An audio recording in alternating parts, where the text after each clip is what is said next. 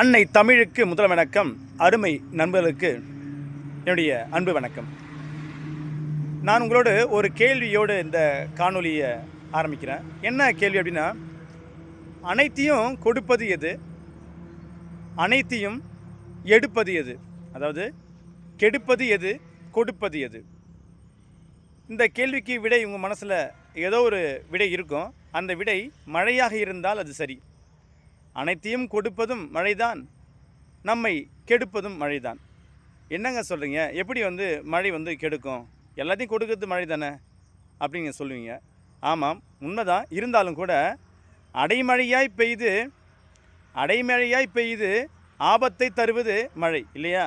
அதிகமான சூறாவளி போன்ற நேரங்களில் அதிகமான மழை பெய்து நம்முடைய உடைமைகளை எல்லாம் வீணாக்கும், சேதமாக்கும், உயிருக்கும் ஆபத்து வரும். அப்போ அடைமழையாய் பெய்து ஆபத்தை தருவது மழைதான்.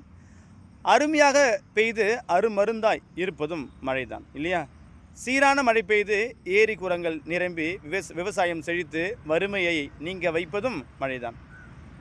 அப்படிப்பட்ட மழையை பற்றி நம்முடைய வள்ளுவர் ஒரு திருக்குறளை சொல்லியிருக்காரு. என்ன திருக்குறள்னா, அறத்துப்பாலிலே பாயிரவியல் என்ற இயலிலே 2வது அதிகாரம் வான் சிறப்பு, அது இருக்கின்ற 5வது குறள். ஒட்டு மொத்தத்தில் 15வது குறள். இது அந்த குறள் உங்களுக்காக. கெடுப்பதும் கெட்டார்க்கு சார்வாய் மற்ற அங்கே எடுப்பதும் எல்லாம் மழை என்று சொல்லிவிட்டார். என்ன சொல்கிறார் அப்படின்னா, கெடுப்பதும் மழைதான். நிறைய மழை பெய்து மரங்கள், செடிகள், கொடிகள், வீடுகள், உயிருக்கு ஆபத்து தருவது எல்லாம் மழைதான். கெடுப்பதும் கெட்டார்க்கு, அப்படி கெட்டவருக்கு சார்பாய்னா சார்பாக இருந்து, துணையாக இருந்து எல்லாத்தையும் கொடுப்பது மழைதான். கெடுப்பதும் கெட்டார்க்கு சார்வாய் மற்ற அங்கே, அந்த இடத்துல எடுப்பதும் எல்லாம் மழைதான். எடுப்பதுன்னா கொடுப்பதும் அப்படின்னு நம்ம வச்சுக்கலாம்.